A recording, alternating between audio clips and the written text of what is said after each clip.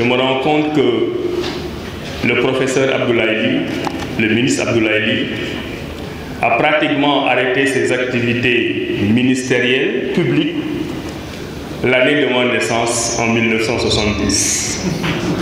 Ça ne me rajeunit pas, mais ça en dit beaucoup sur sa trajectoire. Un des éléments particulièrement importants que j'ai noté dans sa trajectoire politique, c'est qu'à la veille des indépendances, il y avait énormément de luttes intestines politiques où l'élite travaillait à avoir le pouvoir. Je pense qu'il fait partie l'un des premiers Sénégalais ministres à avoir démissionné d'un poste ministériel. On est en 1958. En 2025 encore, les Sénégalais ont encore du mal avec la culture de la démission. Tous ceux qui, à un moment donné de leur vie, ont su laisser tomber des privilèges politiques, matériels, tout l'aura lié à la fonction ministérielle pour faire prévaloir des valeurs de dignité, de conviction, ce sont ceux-là qui sont au-dessus des autres en termes de valeurs établies.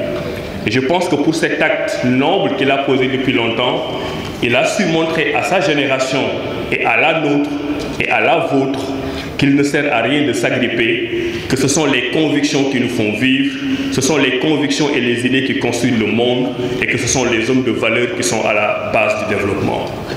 Donc merci beaucoup au professeur Abdoulaye Ly pour cela. Un deuxième élément très de caractère, c'est que nous écrivons tous sur la souveraineté alimentaire. Le président Diomaye Faye et le premier ministre Ousmane Sonko en ont fait un credo. Vous voyez notre cher collègue, le professeur Mabouba Diagne, parcourir le Sénégal avec la souveraineté alimentaire en bandoulière. Dans mes écrits, je le dis toujours, j'ai un profond respect pour ceux qui ont construit le Sénégal d'avant l'indépendance et ceux qui nous ont menés vers l'indépendance.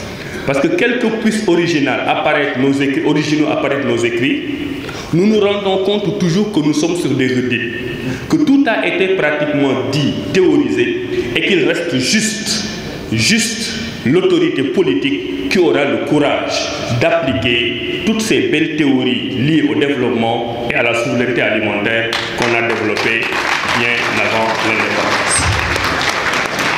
Un troisième élément, c'est ce que j'appellerais une sorte de solidarité intergénérationnelle. Aujourd'hui, on a cité beaucoup de noms qui étaient des camarades du ministre Abdoulaye Ly.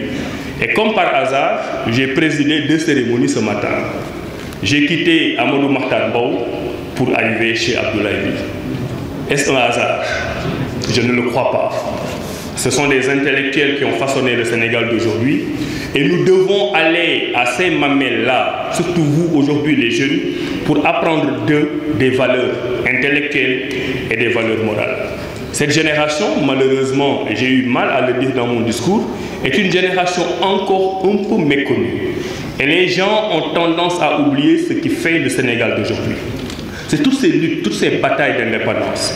Dans l'un de mes ouvrages, j'écris que même s'ils ont pu commettre des erreurs, on ne réussira pas. C'est la seule génération, et ça c'est ad vitam aeternam, qui a amené le Sénégal à l'indépendance. Il n'y aura jamais aucune autre génération qui aura ce privilège-là, parce que c'est un acte unique qui a été posé par une génération, et nous devons tout le temps continuer à nous inspirer de cette génération.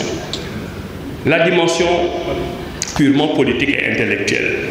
Et je vais en terminer par là.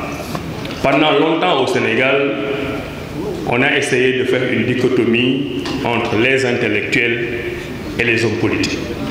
À un moment donné, il était difficile de trouver la frontière. Je me rappelle au lycée des grands débats qu'on avait autour de la notion d'engagement. Qui est un intellectuel engagé? Qui ne l'est pas? Vous vous rappelez tous, vous l'avez appris au lycée, des débats entre Aimé Césaire, Léopold Sédar Senghor et comment il s'appelle, le Nigérian. On ne crie pas sa tégritude. Wole Soyinka, qui, quand Senghor faisait ses beaux poèmes, qui pour nous Sénégalais étaient une preuve d'engagement pour la négritude, disait on ne crie pas sur la tégritude, on ne crie pas, le tigre ne crie pas sa tégritude, il saute sur sa proie et la dévore. Nous avions une panoplie d'intellectuels engagés chacun à sa façon, et je pense que cette génération d'Abdoulaye Ly nous montre qu'on peut avoir énormément de diplômes, être averti sur le plan intellectuel, écrire beaucoup d'ouvrages et être particulièrement engagé pour le développement de son pays à travers le champ politique. Parce qu'à la fin de la journée, et quoi qu'on puisse dire, et c'est l'une des leçons que nous devons apprendre de ces intellectuels qui ont été à la fois intellectuels et politiques, c'est que la décision, la prise de décision, pratiquement dans tous les pays du monde démocratique, finissent entre les mains des hommes politiques. Si cet homme politique est nourri de vertus intellectuelles, ça a fait un homme de rigueur, un homme de méthode et un homme de valeur morale. C'est pour poser encore le débat sur le débat contradictoire au Sénégal, qui voudrait qu'on écoute tout le monde, que chacun puisse exprimer son point de vue. Parce que nous sommes un pays de gens intelligents, nous sommes un pays de talent, nous sommes le pays de la teranga et nous sommes le pays en Afrique qui a la meilleure stabilité politique parce qu'à chaque fois que nous sommes au bord du gouffre, nous nous rappelons de tous ces principes intellectuels et moraux qui font que nous devons nous parler entre nous pour que le Sénégal demeure un et indivisible.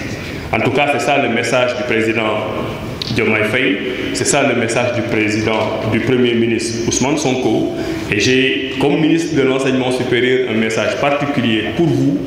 Je l'ai dit et je le redis, les ISEP constituent un exemple particulièrement intéressant pour le pays, un pays comme le Sénégal, qui a trop de hauts diplômés, trop d'analphabètes et pas assez de cadres intermédiaires comme vous qui alliez le savoir et le savoir-faire dont notre pays a besoin pour aller au